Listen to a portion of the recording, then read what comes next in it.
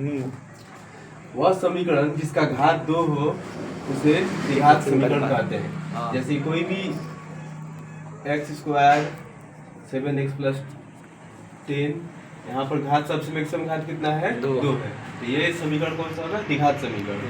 x² - 3 कौन सा समीकरण होगा द्विघात समीकरण। द्विघात समीकरण का समान रूप होता है ax² bx + c, जहाँ a b m c अचर राशि हो, mx चर राशि हो। द्विघाती सूत्र देखिए, इसी से एक द्विघाती सूत्र बना है। द्विघाती सूत्र अल्फा बराबर होता है -b + √d/2 वेयर d विवेचक, d विवेचक बोलते हैं। विवेचक बराबर होता है b² - 4ac। अल्फा का मान हो गया, बीटा का मान होता है -b - √d/2। अतः ये दो मूल होते हैं द्विघात समीकरण के। द्विघात समीकरण कितने मूल होते हैं दो मूल होते हैं, अल्फा और एक बीटा। और अल्फा का मूल निकालना हो तो इस फार्मूला से, अल्फा के फार्मूला से और बीटा के फार्मूला से। बस इन दोनों में एक ही बस अंतर है कि यहाँ पर प्लस है, यहाँ पर क्या होगा माइनस होगा, सब सेम रहेगा, ठीक है ना। यही द्विघाती समीकरण है।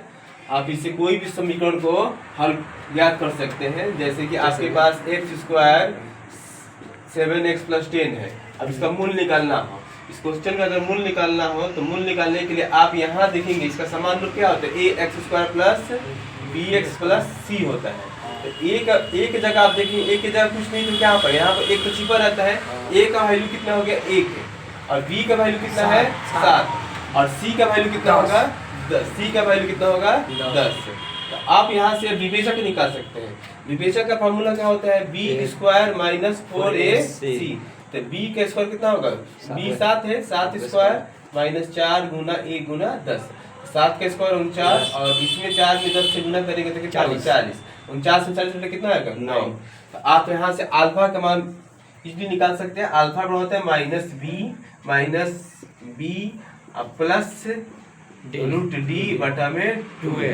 तो अब अल्फा -b का मान कितना है -7, b का मान 7 है, ऑलरेडी पहले से -7 है, तो यहाँ पर आप 7 रखेंगे, और यहाँ प्लस √d, d का वैल्यू कितना है, d का वैल्यू आपके पास है 9, तो d का वैल्यू यहाँ पर 9 रख देंगे, और इसके बाद 2 है, a का वैल्यू 1 है, तो -7, और 9 का स्क्वायर रूट कितना होता है 3 होता है। तो -7 में से +3 घटेगा तो कितना आएगा -4, और -4/2 2 से घटा देंगे 2 आ जाएगा, यानी कि अल्फा का मान कितना, एक मूल कितना आ गया -2 आ गया, ठीक ना। दूसरा मूल निकालना है बीटा। तो बीटा के लिए आप -b - √d/2 है, तो यहाँ पर जैसे और जैसे था वैसे रख देंगे, प्लस की जगह यहाँ पर माइनस लिखेंगे, 9 और 2 × 1, तो -7 और -3/2, तो -7 - 3 कितना होगा -10, -10/2 कितना हो जाएगा -5। तो दो मूल प्राप्त हो गया हमें, कौन कौन सा अल्फा प्लस बीटा, अल्फा और बीटा का मान, एक अल्फा में -2 और एक मूल प्राप्त हुआ -5, यही दो मूल है, ठीक ना।